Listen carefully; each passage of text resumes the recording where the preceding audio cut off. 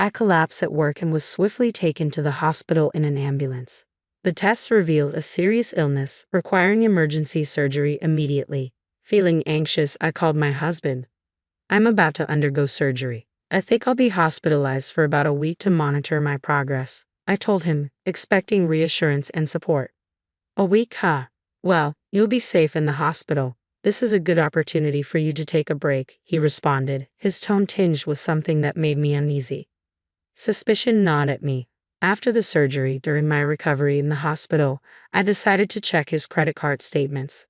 What I discovered shocked me. He had taken advantage of my hospitalization to travel abroad with his mistress. I was furious. Determined to confront him, I focused on my recovery with remarkable speed. I couldn't wait to see the look on his face when he returned from his trip. My name is Nancy, and Tom and I have been married for a decade. Lately, our relationship had grown indifferent, as if we were merely coexisting. With no children, we both worked hard, and money was never a concern. I had believed we would peacefully retire together. However, Tom had been acting strangely for a while now. He suddenly cared about his appearance and started dressing in expensive clothes and visiting trendy salons. Where have you been getting your hair done lately? I asked one day, noticing the change. It's none of your business, he snapped back defensively. His late nights at work or on supposed business trips had become more frequent. I hadn't paid much attention until I noticed the scent of perfume on him when he returned home late. This suit smells like perfume, I remarked one evening, catching him off guard. Oh, there was a woman next to me on the subway, he stammered, his excuse unconvincing. His behavior painted a clear picture of infidelity, and I was ready to confront him as soon as I was able.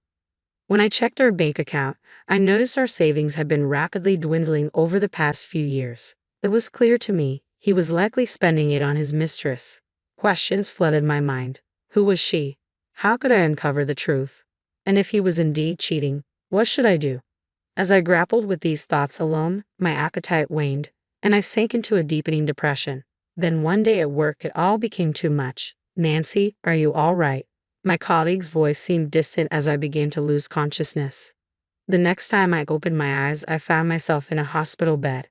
The doctor explained that stress, likely exacerbated by Tom, had caused my collapse. Further tests were recommended, and I reluctantly agreed to stay overnight. Unprepared for an extended hospital stay, I called Tom immediately. Hello, Tom. I collapsed at work and was taken to the hospital by ambulance. An ambulance? Are you in the hospital now? Yes, they want me to stay overnight for tests. It's probably just stress, I replied, avoiding the real reason. Tom sounded relieved. What? You scared me there. So you're not coming home tonight? No, the test results will come out tomorrow. All right, I got it. The hospital will take care of everything you need, right? I don't need to come, do I? Hurt by his lack of concern, I insisted, I want you here to hear the results with me tomorrow. Do you really need me there? I won't understand what they say, Tom hesitated. I don't want to hear the results alone, I exclaimed firmly. Reluctantly, Tom agreed to accompany me to the hospital the next day. When we heard the test results together, it was like a blow to the gut. The tests show signs of a stroke. We need to perform surgery immediately, the doctor informed us gravely. When I glanced at Tom beside me, he appeared just as shocked by the news. After a moment's contemplation, he turned to the doctor with a question. So, that means she can't come home today, right? That's correct. We'd like her to stay in the hospital today, and we'll schedule the surgery for either tomorrow or the day after, the doctor replied calmly. As for discharge, it will depend on her recovery post-surgery, but likely around a week. A week, I see. Okay, Tom nodded, absorbing the information. Leaving the consultation room with a heavy atmosphere hanging between us, Tom muttered, I'll make a quick phone call, and walked off. I overheard him speaking to someone in hushed tones. She won't be around for a week. This might be our chance, he said before returning to me. As he hastily prepared to leave, I tried to stop him. Wait, hold on. Aren't we going to discuss? We've heard everything from the doctor. We just have to trust the hospital now. It seems like a good place, so don't worry. You should rest. Good luck with the surgery, he interrupted with forced cheerfulness, then swiftly departed. I called after him about the surgery time, but he didn't respond. From then on, Tom never showed up at the hospital. Despite a successful surgery, days went by without a word from him. Calls to our house phone went unanswered, and his cell phone remained out of reach. The memory of that phone call now filled me with a sinking feeling. I logged into Tom's online credit card statement, and what I found was staggering. There were records of 2 airplane tickets to Hawaii, among other expenses, all while I anxiously remained alone in the hospital. Tom was evidently enjoying a lavish trip abroad with his mistress, but that wasn't all. The statement revealed tens of thousands spent on designer brands and dining at upscale restaurants, a level of expenditure I had never imagined. Digging deeper, I traced their accommodations and found her social media profile. It was filled with photos of her and Tom on romantic dates. She seemed certain they wouldn't be discovered. Confronted with overwhelming evidence, my anger towards Tom boiled over. Forgiveness was out of the question. I was determined to retaliate. As I lay in my hospital bed post-surgery, thoughts of revenge consumed me. Eventually, a plan formed, and with it, a newfound surge of energy unlike anything I had felt before. Before the surgery, anxiety had nearly crushed me. Now, my anger had transformed into a driving force. My sole focus was on recovering quickly to execute my revenge. Even the doctor who monitored my progress post-surgery was astonished. "This recovery is remarkable. It's rare to see someone bounce back so swiftly," they remarked, with a faint smile. "I have something urgent to attend to, so I'd like to be discharged as soon as possible," I informed the hospital staff, determined to accelerate my recovery. Miraculously, my progress exceeded expectations, and I was discharged earlier than planned. I chose not to inform my husband of the change in discharge date. There was no point. His phone would likely go unanswered anyway. Besides, I had no time to waste. I needed to prepare meticulously for my revenge. The first time Tom contacted me on my cell phone was on the original day I was supposed to leave the hospital. "Nancy, I just went to the hospital, and they said you've already been discharged." "Yes, my recovery was faster than expected, so they let me go early." "You could have let me know. It seems like my phone was off. My bad. Okay, I'll head home now." An hour later, Tom called again, clearly agitated. "Hey Nancy, what the hell is going on?" "What do you mean?" "Don't play dumb. Our house is gone." "Oh, you've noticed. I don't need it anymore, so I've cleared the land and put it up for sale. It's in a great location, so it should sell quickly." "What the hell are you talking about? You can't just sell our house. It's marital property." I didn't expect to hear marital property from you. What about the money in our joint bank account?" "That's marital property too. I've known for a while now that you've been spending it recklessly." "Well, there are various circumstances related to my work." "Related to work, huh? So going on an overseas trip with your mistress is also part of your job?" "How? How did you find out about that?" "You've been careless, haven't you? I can check the credit card statements too. I know about the plane tickets, the accommodations, the restaurants, and all the luxury items for women." Tom was left speechless, realizing I was fully aware of his actions. "I know exactly how much you've spent on your mistress," I said loudly. Tom fell silent. "You're the one who misused our marital property, so I'll be using the money from the house sale to cover what you've given to your mistress and as compensation." "Compensation? But what about our living situation after selling the house?" Tom stammered. "Don't tell me you expect us to keep living together. There's no way. I'm not staying married to a man who takes romantic trips while his wife is in the hospital."